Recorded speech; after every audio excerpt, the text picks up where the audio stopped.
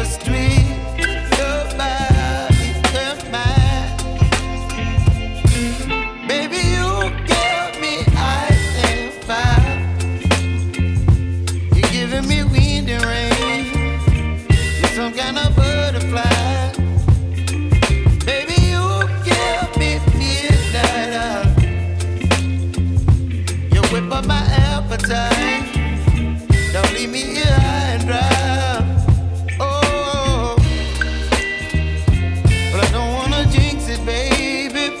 Let's not get ahead of my time.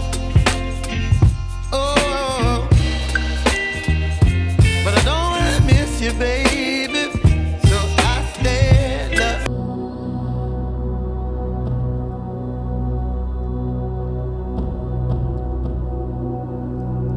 Eternal Egypt, flowing in the ageless cycle of time. A cycle of death in the hostile desert, rebirth in the mighty Nile. For over 2,000 years, ancient Egyptians believed that their dead set sail on a sacred journey to a wondrous afterlife. Today, their monuments speak to us of miracle and mystery.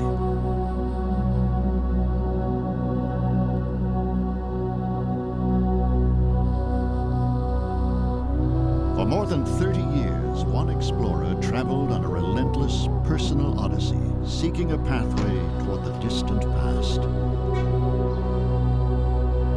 In the end, he would be rewarded with ancient Egypt's most brilliant bequest.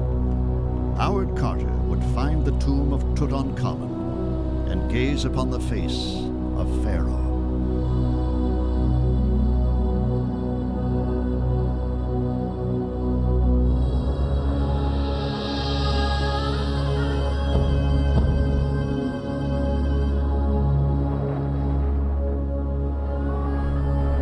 On the plateau of Giza, mighty pharaohs announced their majesty with one of the wonders of the world, the pyramids. Ancient Egyptian religion holds that Pharaoh is not only a man and a king, but an immortal god.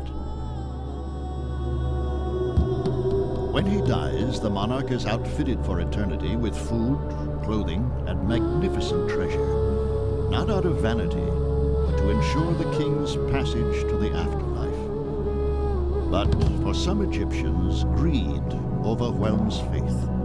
Every pyramid, no matter how carefully guarded, is robbed almost immediately.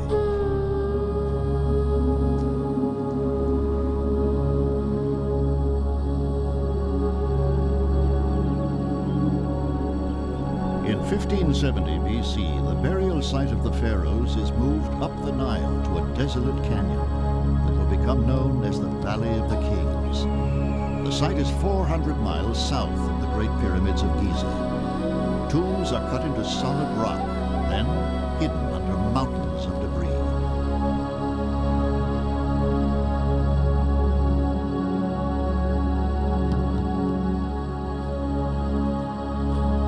The penalty for tomb robbery is death, but even here, the lure of gold and treasure is too great.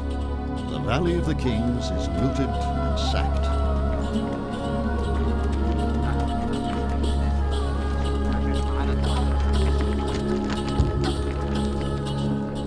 As the majesty of ancient Egypt wanes and the empire crumbles, the valley is bypassed by time.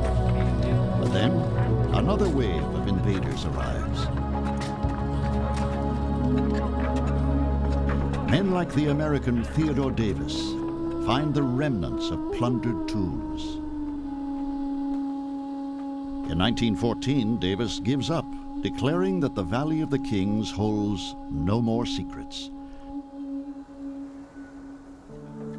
Howard Carter will labor for the next 8 years to prove him wrong.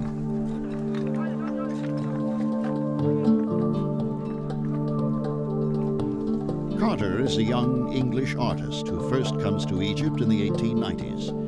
He absorbs the skills of archaeology, and he imagines the valley in the age of magnificent burials and desperate crimes.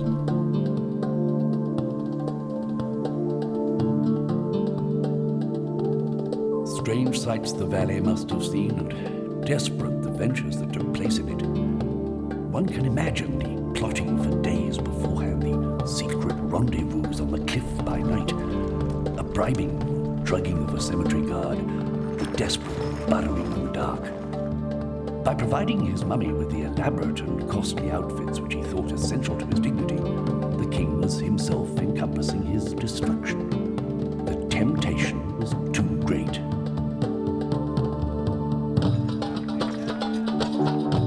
For years, Carter watches the fortune seekers come and go. He yearns for his chance in the valley, but he doesn't have the money to mount a full-scale search. Carter is not a transient treasure hunter. He learns Arabic.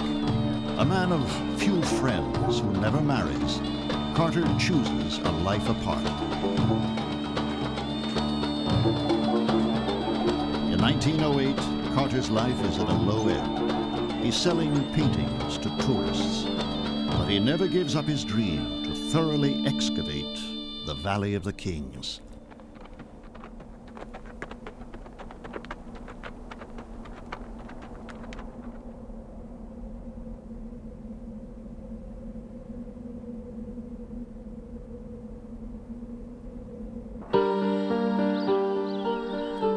In an English country castle, the man who will share Carter's quest, George Edward Stanhope Molyneux Herbert.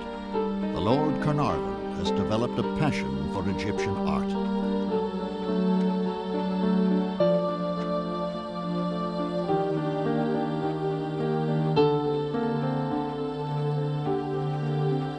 He dabbles in excavation and needs an experienced archaeologist to supervise his digs.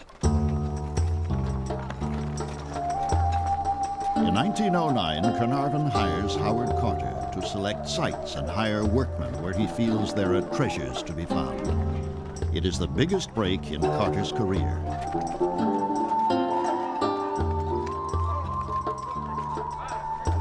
Carnarvon will spend the equivalent of millions of dollars, hiring hundreds of laborers and constructing a home for Carter on the edge of the valley.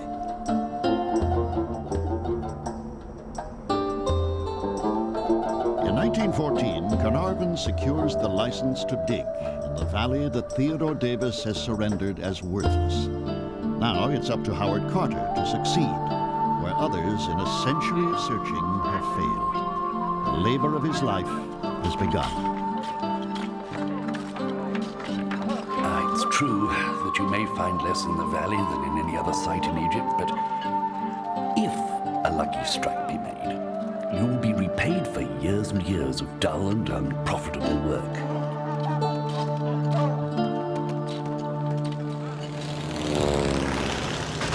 But the First World War intervenes. Britain and Turkey, Egypt's occupying powers, are enemies at war.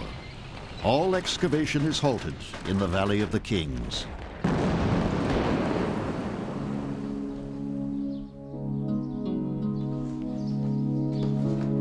For Carter, the war affords an opportunity for planning. He studies the record for evidence of a missing king.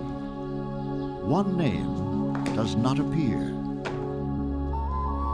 I will state that we had definite hopes of finding the tomb of Tutankhamun. We were thoroughly convinced in our own minds that it ought to be situated not far from the center of the valley. Tutankhamun, a king who came to the throne of Egypt in an age of turmoil and revolution. Today it's believed that Tutankhamun was the son of radical Pharaoh Akhenaten, who declared the disk of the sun to be the only god and ordered that all other gods be forsaken. The result was chaos. For 17 years, Akhenaten ruled a fractured Egypt. One of his wives was Nefertiti, a queen of legendary beauty. But when the pharaoh died, his one-god religion died with him.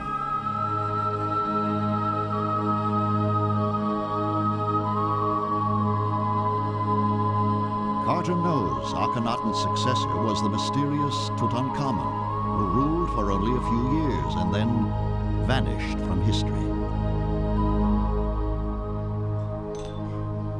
In 1917, Egypt is firmly in British hands. Carter can resume his work.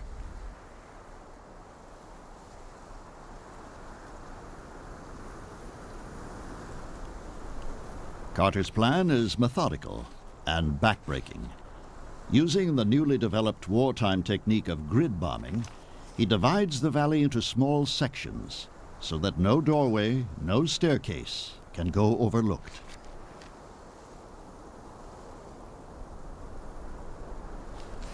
If there is a royal tomb, Howard Carter will find it. Many thousands of tons of surface debris would have to be removed before we could hope to find anything. And even if there was nothing else to go upon, it was a chance we were quite willing to take.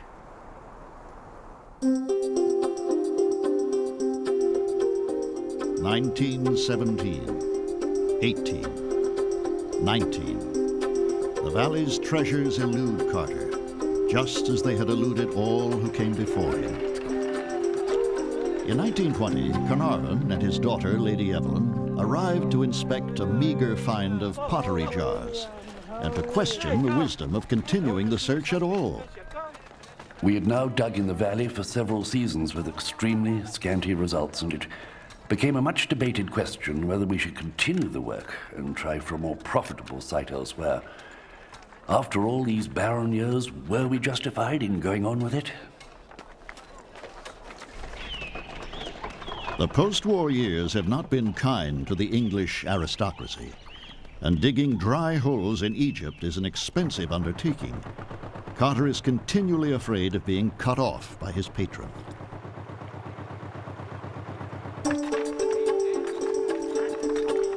(1920) 21. Carter's makeshift railway has moved thousands of tons of debris, and still nothing of value.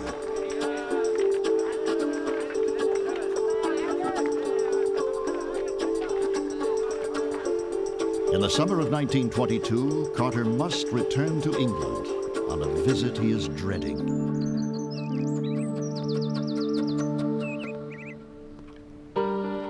Carnarvon's patience and his money are running out. But Carter is still convinced he can find the tomb of Tutankhamun.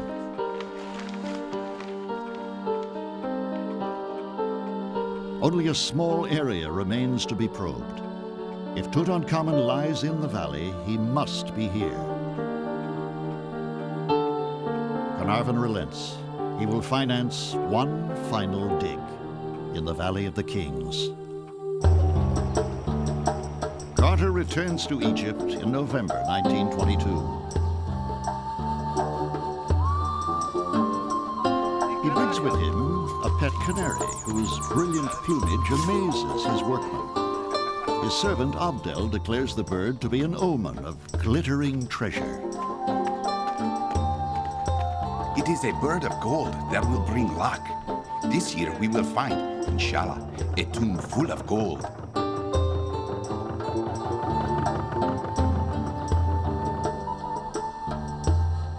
Three days later, Howard Carter rides into the valley as he has 1,000 times before. But today, his life will change forever. Let me try to tell the story of it all. The unusual silence made me realize something out of the ordinary had happened.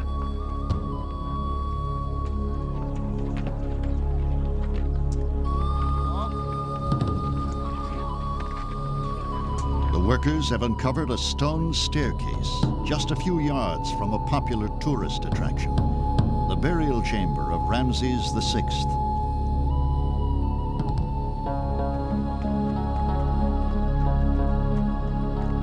I almost dared to hope that we had found our tomb at last.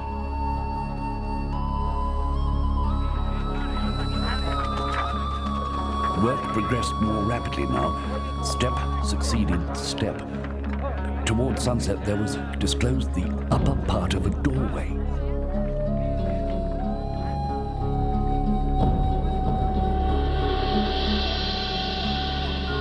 With excitement growing to fever heat, I searched the seal impressions on the door for evidence of the identity of the owner, but could find no name. Was it the actual tomb of the king for whom I'd spent so many years in search? His Egyptian workers call it the Tomb of the Golden Bird. Has Carter's canary brought good luck? The next morning, Carter sends an optimistic telegram to Lord Carnarvon in England. At last have made wonderful discovery in the valley.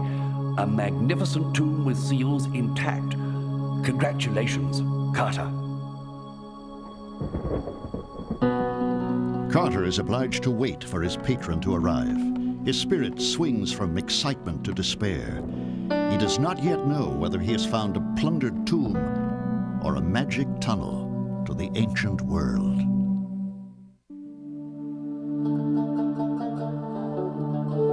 In November 1922, in Egypt's desolate Valley of the Kings, the English archaeologist Howard Carter has uncovered a doorway lost for 3,000 years. But what lies behind the sealed door? Is it the fabulous tomb of the Golden Bird his workmen believe?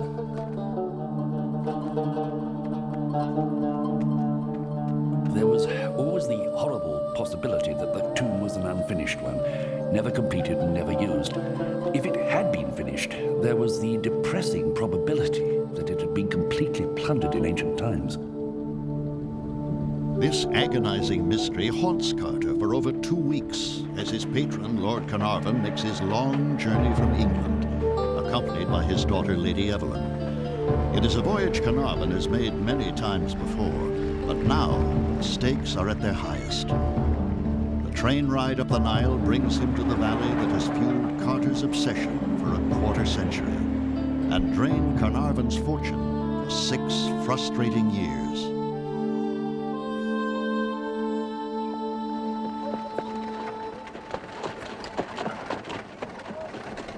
On November 23rd, exhausted, yet too exhilarated to rest, they head across the Nile and straight to the worksite.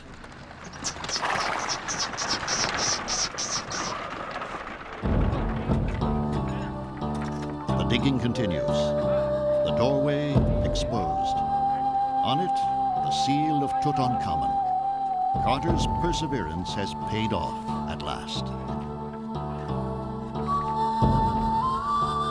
At this instant of triumph, Carter notices something. It is a crushing blow. There had been 2 successive openings and reclosings of a part of its surface. The tomb, then, was not absolutely intact as we had hoped. Plunderers had entered it, and more than once. The work continues frantically. What lies beyond? A passageway filled with rubble and rock. 3 days later, the corridor has been cleared. For the first time in 3,000 years, human footsteps echo through this silent passage to the dead.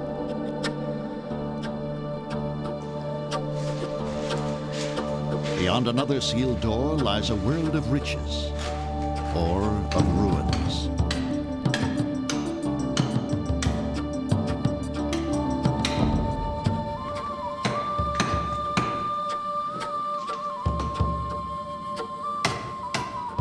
With trembling hands, I made a tiny breach in the upper left-hand corner. Widening the hole of the door, I appeared in.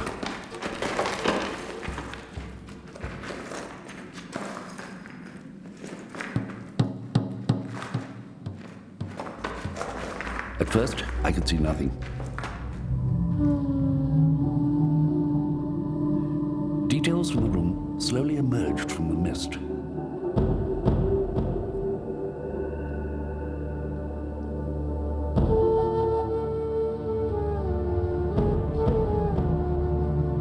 I was struck dumb with amazement, and when Lord Carnarvon inquired anxiously, "Can you see anything?"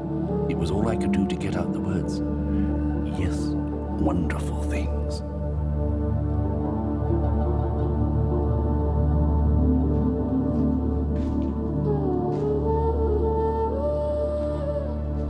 Inside lies splendor such as modern eyes have never seen. Yet, something they sense is missing.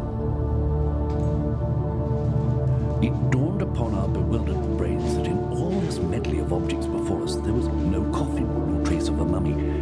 I noticed for the first time that between the two black sentinel statues on the right, there was another sealed doorway. The explanation finally dawned upon us. We were but on the threshold of our discovery. What we saw was merely an antechamber. Behind the guarded door, there were to be other chambers, and in one of them, we should find the Pharaoh lying.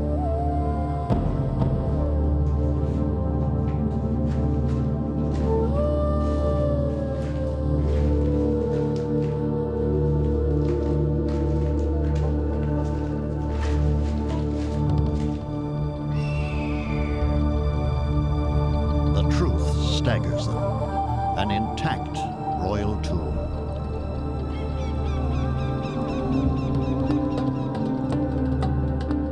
Intact, but not untouched. Shortly after the royal funeral, robbers carried off boxes of gems and jeweled gifts. But what they left behind is overwhelming.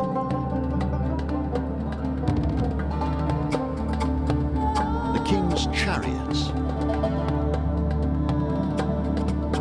gilded couches, previously glimpsed only in paintings on the walls of barren tombs.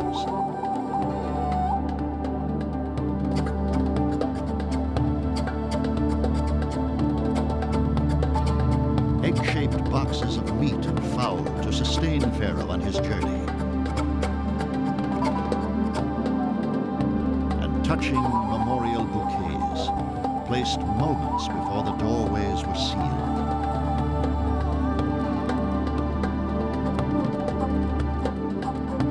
The tomb is a cluster of small rooms. A hole leads to one Carter calls the annex.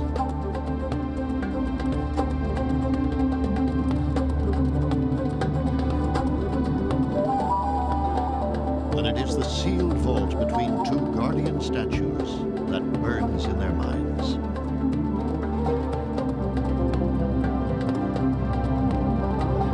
We debated far into the night the possibilities of what might lie beyond it. Visions of chamber after chamber, each crowded with objects like the one we had seen, passed through our minds and left us gasping for breath. I think we slept but little that night. In fact, they do not sleep at all. Secretly, they return to the tomb, desperate to learn if Pharaoh himself still lies beyond the sealed wall.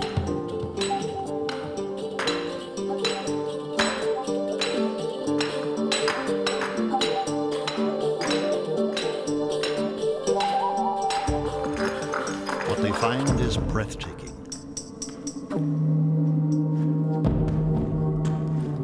The seals are intact. They now know that Pharaoh awaits them, shrouded within a wall of gold. The untouched clay seals of the ancient priests proved that the tomb robbers never desecrated the royal shrine.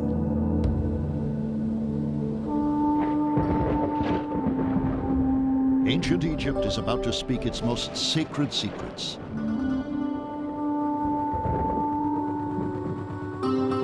An immutable cosmic order in which Pharaoh is both man and God. At Pharaoh's death, the universe is in disarray. Egyptian religion demands that the proper rituals are performed, the incantation spoken, the mummy preserved. Only then can heaven and earth regain their stable rhythm. Hundreds of sovereigns make this divine passage, but only one endures to dazzle modern eyes, Tutankhamun. But before Pharaoh awakes, Carter will endure years of labor, heartbreak, tragedy, and triumph.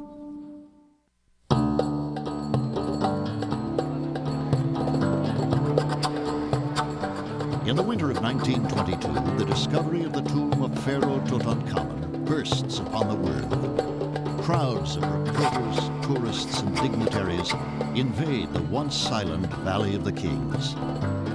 Suddenly, Howard Carter, a distant, solitary man, must contend with unending waves of the curious. Despite the mobs, Carter acts with extraordinary patience. He orders that every item in the tomb be meticulously catalogued and conserved. Lord Carnarvon predicts this will keep Carter busy for weeks. In fact, it will consume his life for the next 10 years. A team from New York's Metropolitan Museum is working nearby. Carter hires the museum's photographer, Harry Burton.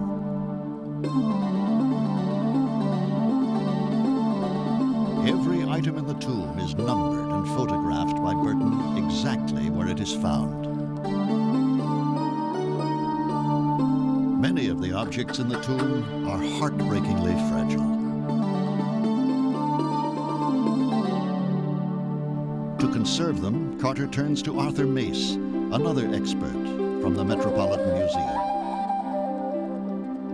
Mace's daughter, Margaret Orr, is the only living eyewitness to this unique and thrilling period. She was 9 years old when her father first brought her to Egypt. Well, the work was so exciting. Just Carter could rely on him. He knew always not only to come in emergencies when there was something very difficult to get up out of the tomb, and he knew my father would always be there and help. It was always my father who was sent for. The team's task is the most difficult in the history of Egyptology.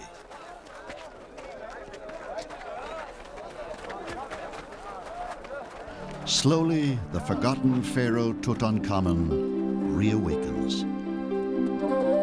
Objects from the tomb reveal a teenage monarch, attended by his queen, Ankhesenamun, probably his own half-sister.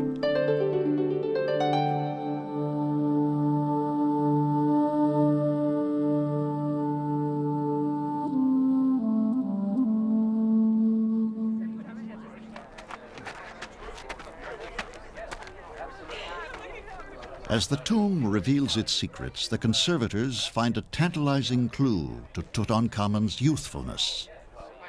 And I remember my mother saying to me, I've heard from Daddy that they found a child's glove, and I'm to go off to Harrods with one of your gloves that I think is much the same size, he said, because I want to find out the age of the king, if in fact he was a child king. Tutankhamun was a mere child when he attained the throne, and just a teenager when he died.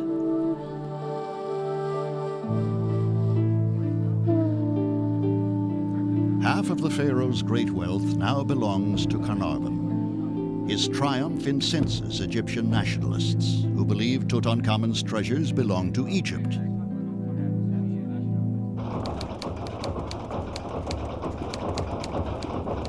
Carnarvon makes the situation even worse, selling exclusive rights to the story to the Times of London, infuriating competing newspapers. The tomb is not his private property. He has not dug up the bones of his ancestors in the Welsh mountains. He has stumbled upon a pharaoh in the land of the Egyptians. To the nationalists, the tomb is not a treasure chest to be plundered. It is the consecrated sepulchre of a great ancestor. The thrill of the discovery has faded. Carter's patience begins to wear thin.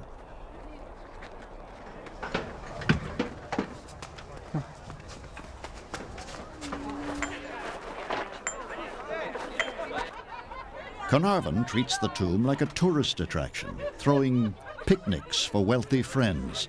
Carter is furious.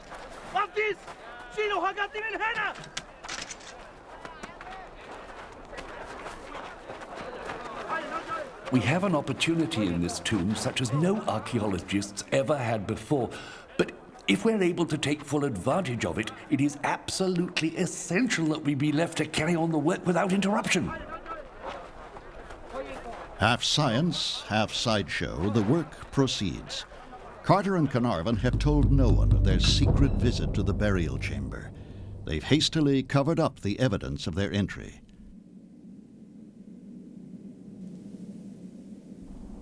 And in February 1923, they stage a theatrical, formal opening of the chamber for a hand-picked audience of the elite.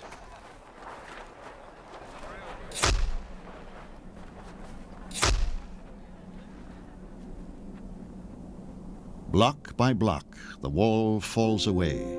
Behind it, another wall of gold. Within this sealed shrine, another barrier, another golden shrine. As Carter will discover, the second of four standing between him and the Pharaoh.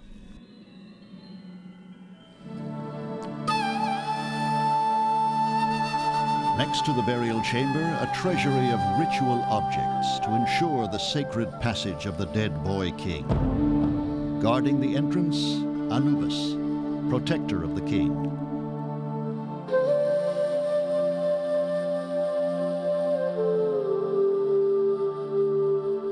In this eerie room, another object of astonishing piety and grace. Facing the doorway on the farther side stood the most beautiful monument I had ever seen. It is undoubtedly the canopic chest and contains the jars which play such an important part in the ritual of mummification. Guarded by goddesses, the jars contain the king's internal organs.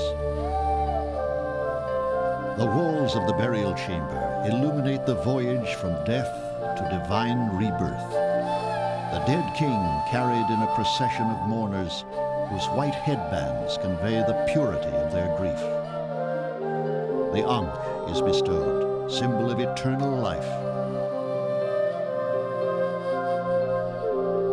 The blessing of the high priest named Ai, the man who will succeed Tutankhamun as ruler of Egypt.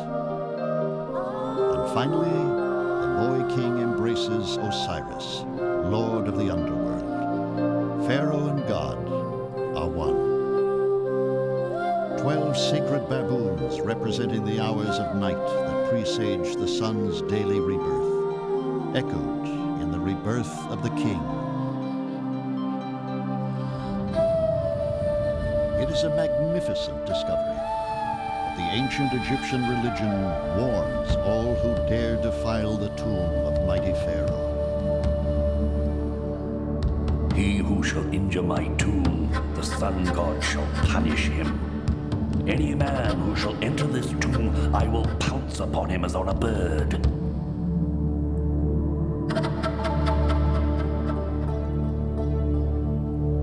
At this very moment, Howard Carter's canary is swallowed by a cobra, the sacred serpent, protector of the king. At the tomb, one journalist whispers, "I give Carnarvon 6 weeks to live." The legendary curse of Tutankhamun is born.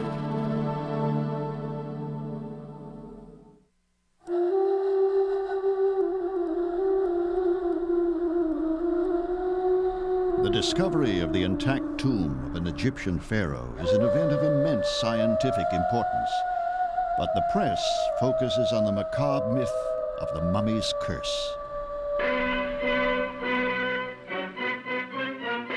Curse or coincidence? Scoff if you will, but one thing we know. In the dead king's crypt was this inscription: "Death shall come with swift wings to him who toucheth the tomb of a pharaoh."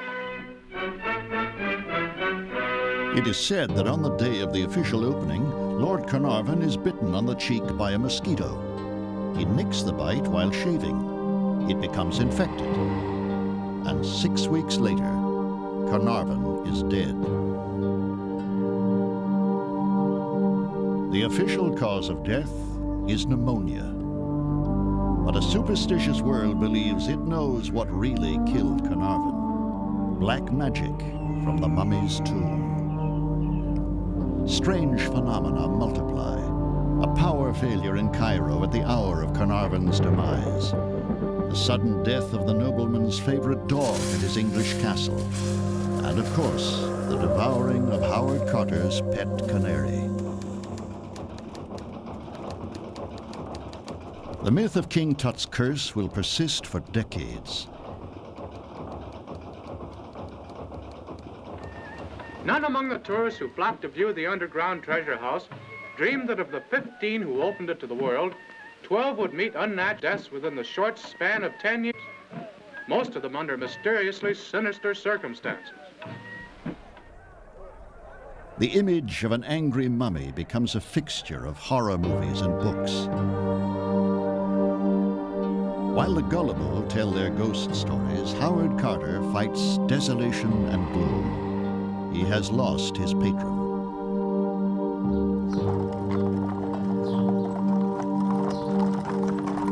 Lady Evelyn leaves Egypt and soon marries the son of the chairman of Lloyd's of London. At the hour of his greatest discovery, Howard Carter finds himself alone.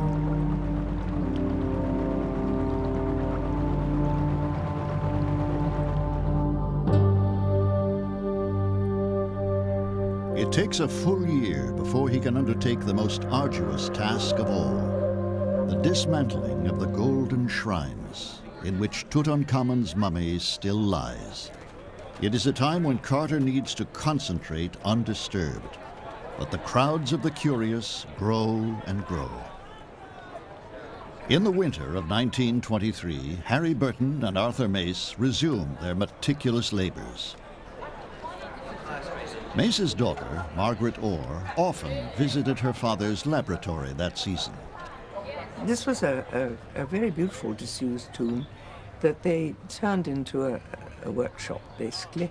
All I remember, really, was my father saying that there should be better ways of looking after things, but all they could think of doing at that time was pouring melted wax on the things to keep them together, before they were moved. Because everything was so terribly fragile, and he showed me all this. And then he said, I think you'll like the chariots best, and I certainly did. The carving was absolutely lovely. Each side of the seat, there were these figures. Even I then could just stand looking at them, trying to pick out the different types of faces.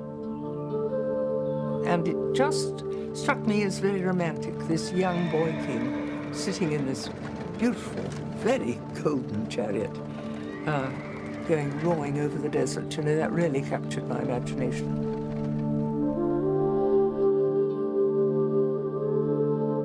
Carter's team soon learns that Tutankhamun lies within a series of ornamented shrines. For 12 weeks, working in stifling conditions, they disassemble the royal mausoleum, until finally the doors of the fourth and last shrine are swung open. We were to witness a spectacle as no other man in our times has been privileged to see. The decisive moment was at hand.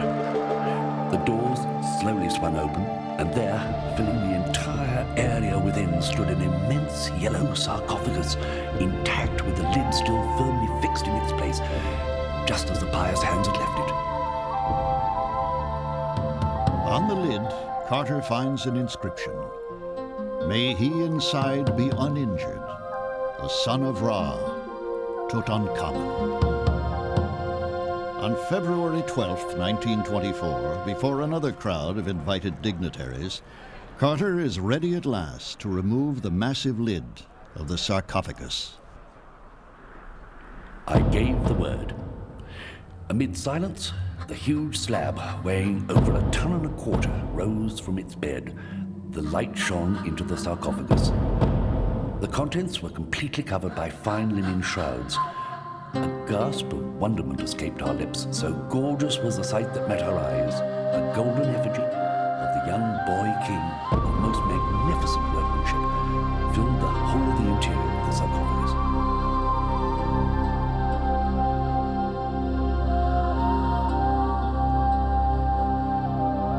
This should be his moment of supreme triumph. Instead, it is the beginning of a confrontation that will drive Howard Carter out of the Valley of the Kings. In Cairo, a new government of Egyptian nationalists sees Tutankhamun as the perfect symbol of Egyptian majesty and power. When Carter proposes that the wives of his colleagues, not a group of visiting Egyptian officials, should be the next to enter the tomb, the government denies permission. Carter is outraged. He padlocks the entranceway.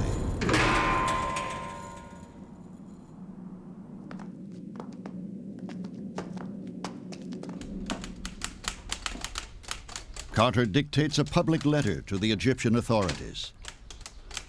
Owing to the impossible restrictions and discourtesies of the Egyptians' Public Works Department, all my colleagues have refused to work any further upon their scientific investigations in the tomb. The government gives Carter 48 hours to surrender the key. He refuses. Time runs out. The Egyptians make good on their threat. They send an armed force to his home. The ministers were to go down and take the locks, break the locks, and take over the tomb.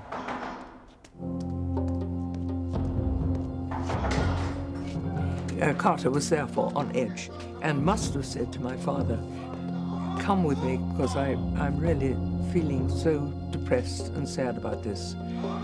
And I think it might be tonight."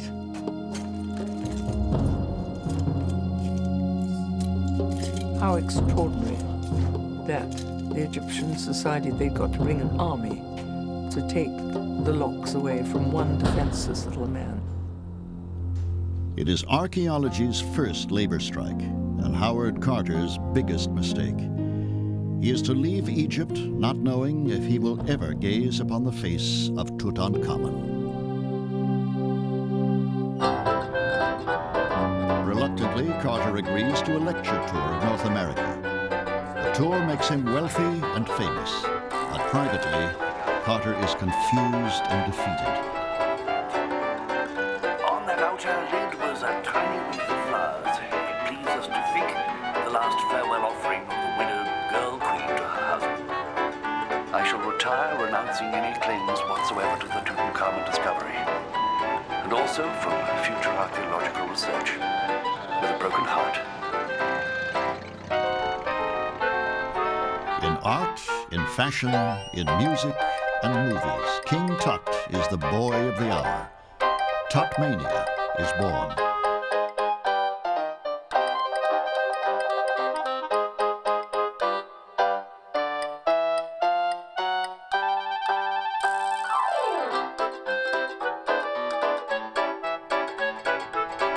Carter returns to England in the summer of 1924.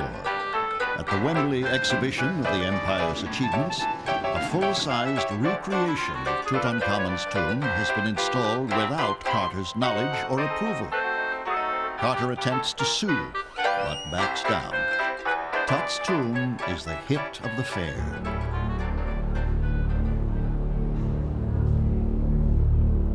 In the Valley of the Kings, the real tomb remains locked. Even the Egyptians concede that only Howard Carter is qualified to proceed with the unveiling of the king's sacred coffin and the mummy within. Pharaoh's sleep remains unbroken, but soon dramatic events will bring Carter back to Egypt. He will gaze upon the face of Tutankhamun.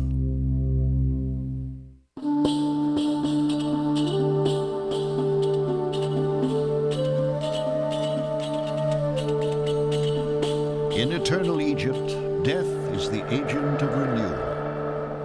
Now, death brings renewal to Howard Carter. In November 1924, a terrorist bomb kills Sir Lee Stack, Britain's high-ranking official in Egypt. Britain retaliates by forcing the nationalist government to resign and installing a new government sympathetic to British interests.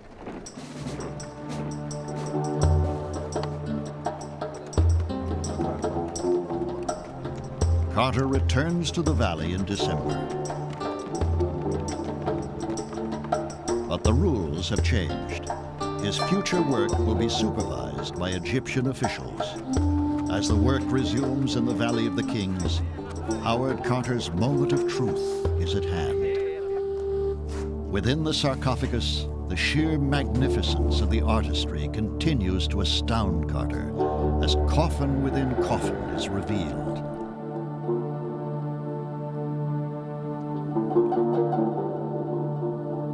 It was a moment as anxious as exciting, The lid came up fairly readily, revealing a second magnificent anthropoid coffin covered with a thin gossamer sheet. Underneath this covering, in places, glimpses could be obtained of rich, multicolored glass decoration encrusted upon the fine gold work of the coffin.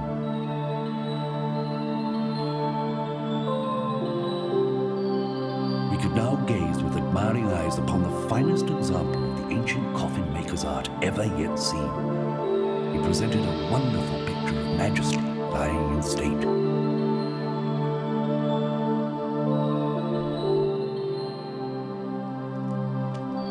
Ritual oils used by the priests to anoint Pharaoh's remains have turned as hard as rock. Even after they are melted away, the weight of the remaining coffin puzzles Carter, until he discovers why. The third coffin was made of solid gold. How great must have been the wealth buried with those ancient pharaohs. What riches that valley must have once concealed. For 30 years, Howard Carter has dreamed of this moment. Inside the golden coffin, another unexpected treasure, and the most glorious of all, the golden mask adorning the mummy of Tutankhamun.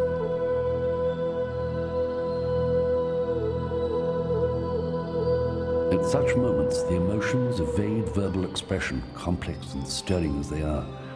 3,000 years and more had elapsed since men's eyes had gazed into that golden coffin. Time, measured by the brevity of human life, seemed to lose its common perspectives before a spectacle so vividly recalling the solemn religious rites of a vanished civilization.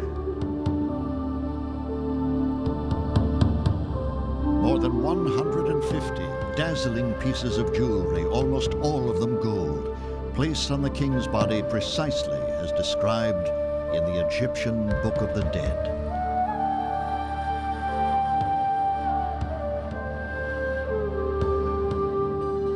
The youthful Pharaoh was before us at last, an obscure and ephemeral ruler, ceasing to be the mere shadow of a name, had re-entered after more than 3,000 years the world of reality and history.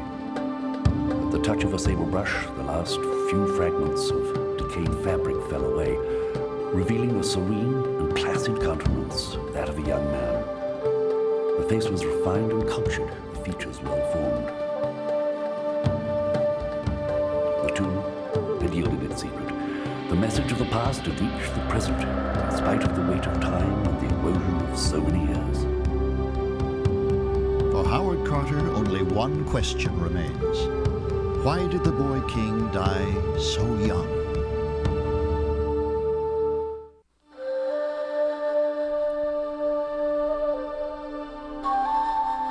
After unmasking his beloved Pharaoh Tutankhamun, Howard Carter wonders, how did the boy king die? In the great temple at Karnak, there is one statue whose face resembles the image on the golden mask of Tutankhamun. But the king's name has been replaced with that of his successor, stricken from life and death. And Carter suspects the young monarch was murdered. Murdered perhaps by the very priest who anointed him in his golden tomb. Recent X-rays reveal a small bone fragment within the king's skull, possible evidence of murder. Tutankhamun may have been the final casualty of his father Akhenaten's one-god revolution, killed by priests anxious to restore the old religion.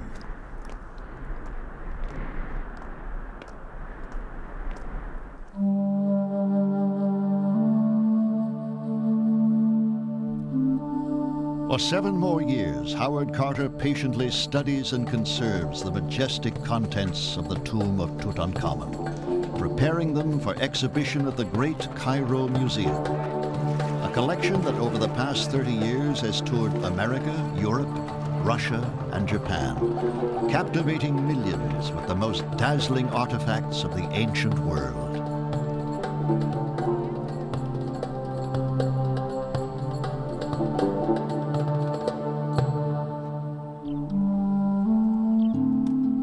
In 1932, the quest is complete. Carter remains in Egypt, retelling the tale of his great discovery to any tourist who will listen.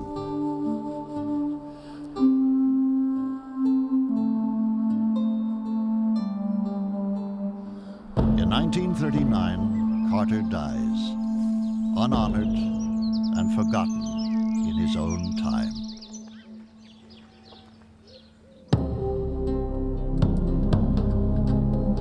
It is an ironic end for the man who had discovered Tutankhamun, a minor and forgotten pharaoh. Carter resurrected the lost king only to share his fate. But today, of all Egypt's great pharaohs, only Tutankhamun's name resonates from the past.